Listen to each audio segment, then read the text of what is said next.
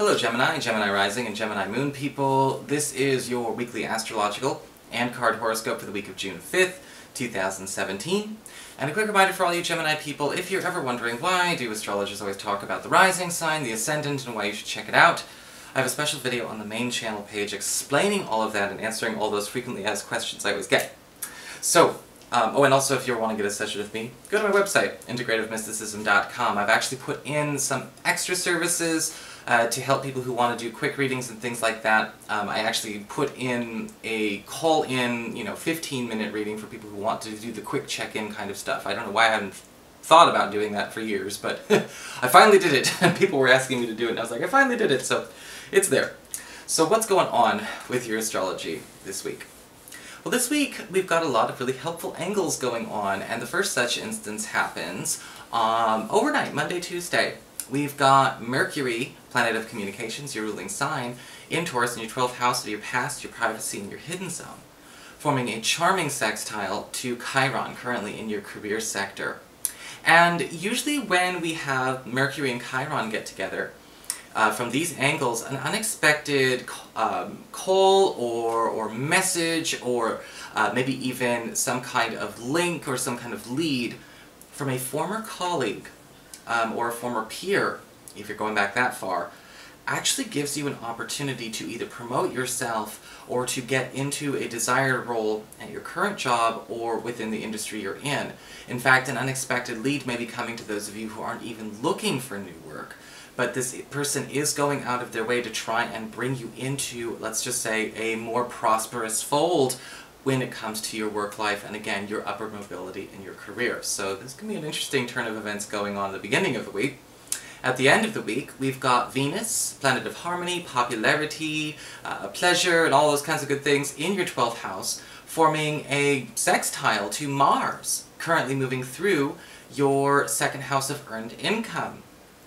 And some of you may actually have an opportunity to explore some chemistry with a customer, a client, or a coworker, if that's what there is.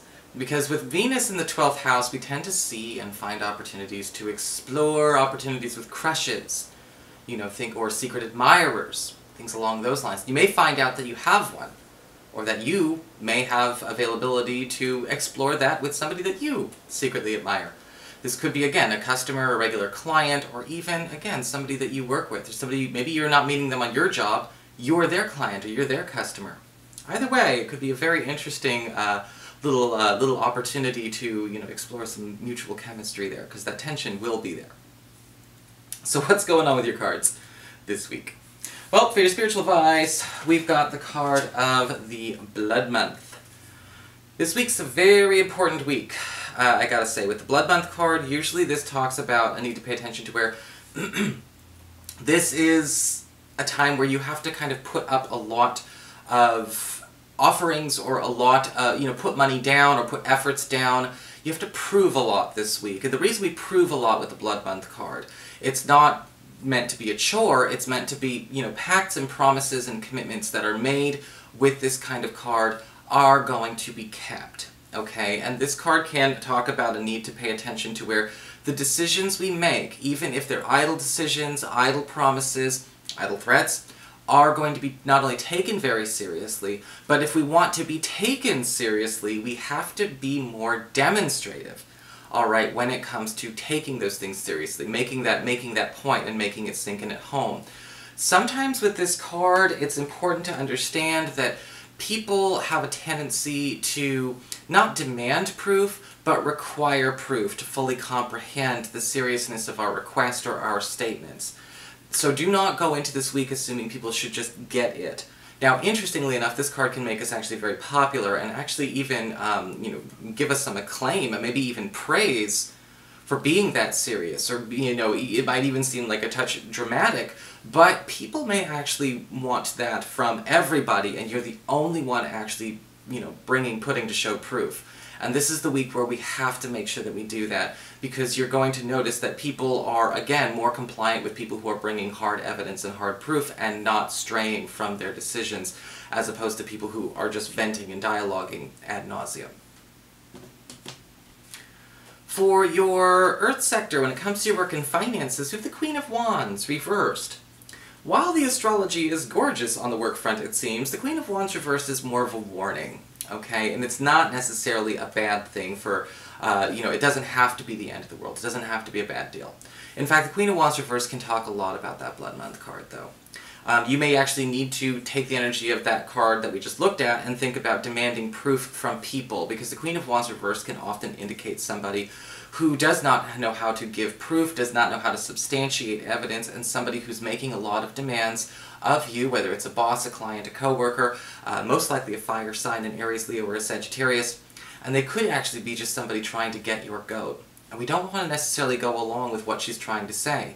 A lot of the times when it comes to the Queen of Wands reverse, we tend to see a lot of impressionism, a lot of subjective validation, She's hiding behind a lot of vagaries. She's hiding behind, she's just trying to win people over to make a buck or to, to elevate herself. And this could be a situation where even you people who are looking for a new job may need to actually kind of look where we can get things set in stone, again by the Blood Month card, and sort of uphold that standard.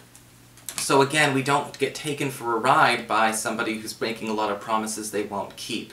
If you can do that, the astrology says you're still going to have a great week at work. For your communications with air, when it comes to your friends, your relatives, and the others in your life, we do have the King of Swords upright. Looks like this could be that friend or that colleague we just talked about, because the King of Swords usually does show up as somebody going out of their way to help you exploit or take advantage of an opportunity, a rule, or a change in standards, or a change in policy, wherever this is, work, school, home, finance, whatever. The King of Swords is actually going out of their way to sort of give you a secret weapon this week when it comes to handling an issue like that. And the King of Swords could be, again, somebody from your past. This could be a fellow air sign, a Gemini like yourself, an Aquarius or a Libra, or somebody with a lot of those types of qualities to them. Usually with the King of Swords, they're giving you, again, when I say a secret weapon, I'm talking about that. This could be a solution to a problem that you haven't really been able to sort of conquer or knock out. This could be a way to get something written away from you. This could be something that actually brings it to a quick and swift end. But the King of Swords is always somebody who does things on the level. He's not going to do things in a shady way. But it may actually be a technical, let's just say, lawyer or solicitor type of win, which, is a win nonetheless. For your challenge this week with fire, we do have the High Priestess reversed.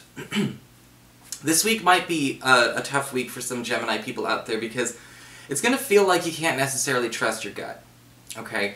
The High Priestess reverse can often be a warning about making sure that you understand that a gut reaction and your intuition might not always be the same thing. There could be some challenges that come up this week that remind you of things that happened in your past, and you're going to feel like, oh, I've been there before, I've been here before, I know what's going to happen next, and the truth is, with the High Priestess reverse, we don't. And it's important not to judge new situations the way, as though they were simply repeats of the old. Because sometimes we do that, right? We think, oh, this is my intuition telling me you've been here before. No, it's not. It's just a painful memory. And sometimes our brains have those recordings on a loop. And the High Priestess reverse is basically saying, be careful about letting that skepticism, or maybe just overzealous self-protection, compromise us, especially when it comes to taking care of business, because it looks like that King of Swords, like I said, they're going out of their way for you. We've got a lot of good energy going on for you. Why would we want to, turn down solutions just because we're sick of the problem? And some people do that.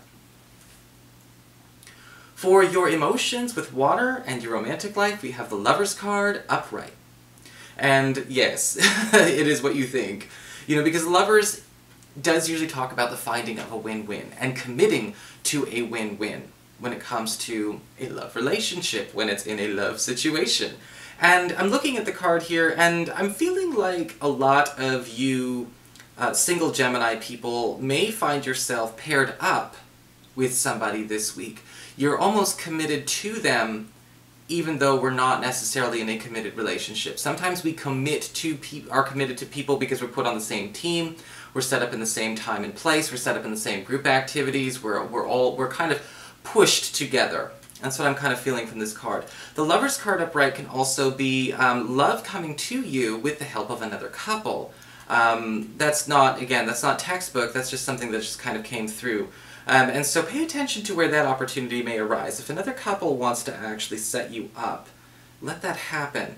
For those of you who are currently coupled, the Lover's card upright is saying, again, the help of another couple, or another couple may be coming into your life, or staying in your life, that actually may create sort of a new clique or a new support system for the four of you. And this new couple is, it's kind of an interesting mix. It's a really good vibe. It diversifies the energy in the partnership that you already have, but it also brings about an opportunity for you and your partner to bond more by kind of walking in the other pair's shoes and they yours. And again, that kind of new adventure is always very nice to keep up the spice of life. So I hope you found that helpful, Gemini. That's your horoscope for this week. If you did, please like, share, and subscribe. You know I appreciate it. And of course, if you ever want to get a session with me, you can always follow the links below, or go to integrativemysticism.com.